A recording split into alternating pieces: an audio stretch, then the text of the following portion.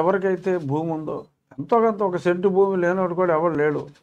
జగన్మోహన్ రెడ్డి వచ్చిన తర్వాత ఏదో కొందరికి ఏదో డబ్బులు తీసుకుని ఇచ్చినప్పటికీ కూడా చాలామందికి సెంటు భూమి అయితే ఉంది. సో మరి ఆ సెంటు భూమికి కూడా మరి టైటిల్ దానికి ఉన్న రిస్కులు ఏంటి?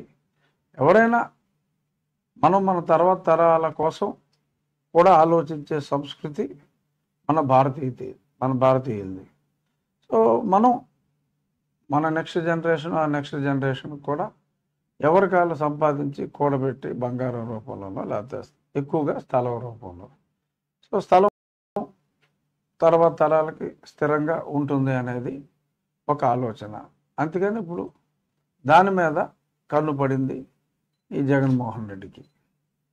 ల్యాండ్ టైటిల్ యాక్ట్, భూ హక్కు చట్టం అనే పేరుతో జనరల్గా టైటిల్స్ క్లారిటీ ఉండటం కోసం, కన్ఫ్యూజన్ లేకుండా ఉండటం కోసం గవర్నమెంట్ ఆఫ్ ఇండియా ఒక దృక్పథంలో కొన్ని గైడ్లైన్స్ ఇస్తే దాన్ని పూర్తిగా వక్రీకరించి చాలా అడ్డదారిలో గందరగోళం చేసే స్థితికి ఇతను ఒక చట్టాన్ని తయారు చేశాడు. దానికి భూ హక్కు చట్టం అని, టైటిల్ రిజిస్ట్రేషన్ యాక్ట్ అని ఇంగ్లీష్లో పెట్టి, ఈ భూ హక్కు చట్టం భూ హక్కు కాదు, తను మనకున్న భూమి మీద మనకున్న హక్కుని ప్రభుత్వం తీసుకునే చట్టాన్ని భూ హక్కు చట్టంగా పెట్టాడు పేరు. ఇప్పుడు టైటిల్ రిజిస్ట్రేషన్ అథారిటీ దగ్గర ప్రతివాడు మీకున్న ఆస్తి పత్రాలని చూపెట్టి అతడికి ఆ వివరాలు ఇస్తే అతను మనకి ఒక సర్టిఫికేట్కి సంబంధించి ఒక జెరాక్స్ కాపీ ఇస్తాడు. అంటే మనం 10% స్టాంపు డ్యూటీ కట్టి ఒక స్టాంపు, దానికి మనం రుసుము చెల్లించి ఒక ప్రాపర్టీ మన పేరు మీద పెట్టుకుంటే మనకు ఒక సాటిస్ఫాక్షను. ప్రభుత్వం దానికి సంబంధించిన రుసుము కలెక్ట్ చేసింది, ప్రభుత్వం అనేది అడ్మినిస్ట్రేషన్ చేయటానికి, సో మన ఓనర్షిప్ని ప్రభుత్వం కన్ఫర్మ్ చేసింది అనటానికి అదొక డాక్యుమెంట్. ఇప్పుడు దానికి అసలు శాంక్టిటీ లేదు. మీరు 1 కోటి రూపాయల ప్రాపర్టీకి 10 లక్షల రూపాయలు స్టాంప్ డ్యూటీ కడితే ఆ స్టాంపే ఉండదు, ఆ స్టాంపుకి ఇంకా మనుగడే లేదు. ఆ టైటిల్ రిజిస్ట్రేషన్ అథారిటీ దాన్ని ఒక సర్టిఫికెట్ లాగా పలానా చోట పలానా ఇల్లు పలానా సర్వే నెంబరు పలానా పృథ్వీ గారిదని రాసి ఒక సర్టిఫికెట్ ఇస్తాడు. పృథ్వీ గారు ఆ ప్రాపర్టీ 10 లక్షల స్టాంప్ డ్యూటీ పెట్టి కొన్నది, ఆ టైటిల్ డీడ్స్ ఆ రోజు నుంచి 4 గీసుకుంటానికి కూడా పనికిరావు. ఈలోపు జరిగేది ఏంటంటే పృథ్వీ గారి ప్రాపర్టీ మీద నేను కన్నేస్తాను. ఆయన ఏదో షూటింగ్లో బిజీగా ఉన్నాడు. ఎగ్జాంపుల్గా చెప్తాను, నేను ఒక చిన్న లిటిగేషన్ క్రియేట్ చేసి ఆ టైటిల్ రిజిస్ట్రేషన్ అథారిటీ దగ్గర డిస్ప్యూట్ సెటిల్మెంట్ బుక్లో ఎంటర్ చేయించుకోగలిగితే ఇంకా అది ఇంకొక పై అధికారి దగ్గరికి వెళ్తుంది, కానీ ఇందాక ఆయన చెప్పినట్టు కోర్టుకి వెళ్ళటానికి లేదు. అక్కడ మనకి వ్యతిరేకంగా వస్తే ఎలాగో వస్తుంది, ఎందుకంటే వాళ్ళు కలిసి తినేశారు కాబట్టి. అంటే ఇక్కడ ఈ ఎగ్జాంపుల్లో పృథ్వీ గారి ఆస్తికి నేను డిస్ప్యూట్ క్రియేట్ చేశాను కాబట్టి ఆ టైటిల్ రిజిస్ట్రేషన్ అప్పిలేట్ అథారిటీ నాకే మద్దతు ఇస్తాడు. అంతా కలిపి డీల్ వేసుకుంటాం అనమాట. అప్పుడు పృథ్వీ గారు ఏం చేయాలి? హైకోర్టుకి వెళ్ళాలి. హైకోర్టుకి వెళ్ళి ఇప్పటికే ఉన్న లక్షలాది పెండింగ్ కేసుల్లో ఈ కేసు తేలాలి అంటే ఆయన జీవితకాలం సరిపోదు.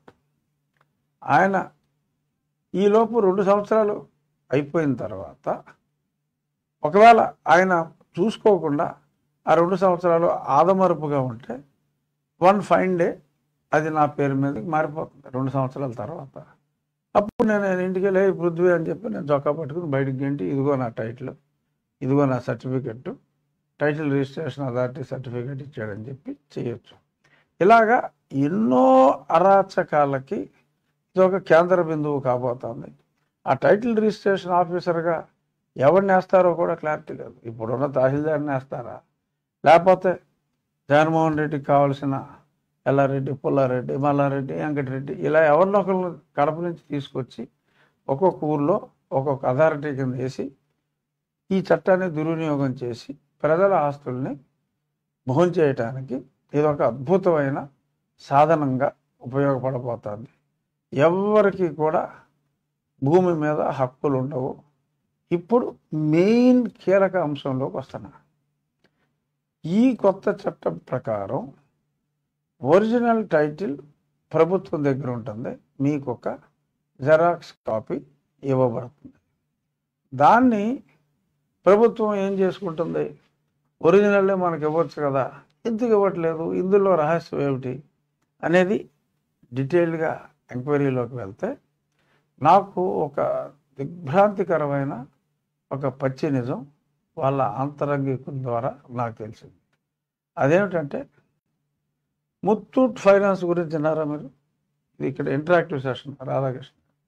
ముత్తూట్ ఫైనాన్స్ వాళ్ళు ఏం చేస్తారు, వాళ్ళ వ్యాపారం ఏంటి చెప్పండి? బంగారం తాకట్టు పెట్టుకుంటారు. బంగారం తాకట్టు పెట్టుకుని మీకు అప్పిస్తాడు. బంగారం తాకట్టు పెట్టుకుని మీకు అంత అప్పు ఎలా ఇవ్వగలుగుతున్నాడు అంటే, అతడు ఏం చేస్తాడంటే, ఇప్పుడు మీ దగ్గర నేను అప్పు తీసుకుంటే వ్యాపారం చేస్తాను. ఇప్పుడు అతను బంగారం తీసుకుంటున్నాడు. నువ్వు బ్యాంకులో డిపాజిట్ చేస్తే బ్యాంక్ కూడా వడ్డీ ఇస్తాడు. ఇది అలా కాదు కదా, నువ్వు బ్యాంకులో వేసేది ఏంటి, బ్యాంక్ కూడా ఆ డబ్బుని ఇతరుల వడ్డీలకు ఇస్తాడు. ఇక్కడ మీరు బంగారం పెడుతున్నారు. బంగారం పెడితే అది అమ్ముకుంటానికి లేదు, మీ బంగారం ఉండాలి. మళ్ళీ మీరు డబ్బు తిరిగి ఇచ్చినప్పుడు మీకు వెనక్కి ఇవ్వాలి కదా. బ్యాంక్ కూడా డబ్బు నలుగురికి ఇస్తాడు, మళ్ళీ వసూలు చేసుకుంటాడు. ఇక్కడ బంగారం అలాగే ఉండాలని మీరు అనుకుంటారు.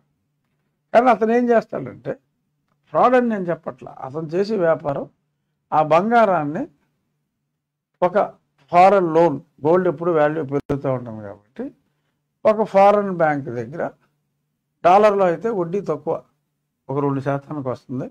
కానీ డాలర్ ఫ్లక్చువేషన్ రిస్క్ ఉంటుంది. ఆ రిస్క్కి హెడ్జింగ్ అంటారు. దానికి 6 నెలలకు సంవత్సరానికి ఆ రిస్క్ లేకుండా హెడ్జింగ్ చేసుకుంటే ఇంకో 3 నుంచి 4% ఖర్చు అవుతుంది. సో వెరసి అతనికి 6% లోపుగా అతనికి డబ్బు వస్తుంది. మీ దగ్గర తీసుకున్న బంగారాన్ని అతను ఒక ఫారెన్ ఫండ్కి ఇస్తే ఒక 6%కి అతనికి వడ్డీకి వస్తే మీకు ఒక 12కో 14కో అతను రుణం ఇస్తాడు. అది అతని మార్జిన్. ఇక్కడ మనం తీసుకోవాల్సింది రుణం అనే కాన్సెప్ట్, బంగారం ప్లెడ్జ్. ఆ కంపారిజన్లో ముత్తూట్ని ఆదర్శంగా తీసుకుని ముందుకెళ్ళాడు జగన్మోహన్ రెడ్డి. ఇప్పుడు జనాల టైటిల్, పృథ్వీ గారి ఇల్లు, నా ఇల్లు, మీ ఇల్లు, రాధాకృష్ణ గారి ఇల్లు, అందరికీ ఇల్లు ఉంటాయి. మీరు అద్దెంట్లో ఉంటే మీ అద్దెంటి ఓనర్కి ఇల్లు ఉంది. సో రాష్ట్రంలో ఉన్న ప్రాపర్టీస్ అన్నీ జగన్మోహన్ రెడ్డి దగ్గర ఉంటాయి.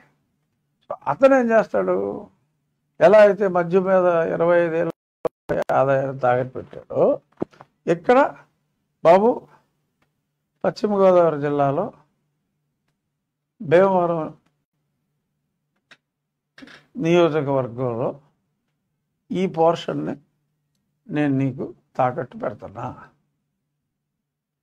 ముత్తూట్ బంగారం తాకట్టు పెట్టి డబ్బు తెచ్చినట్టు ఈ ప్రాపర్టీ నీకు తాకట్టు పెడతాను, నువ్వు నాకు ఇంత రుణం వెయ్యి.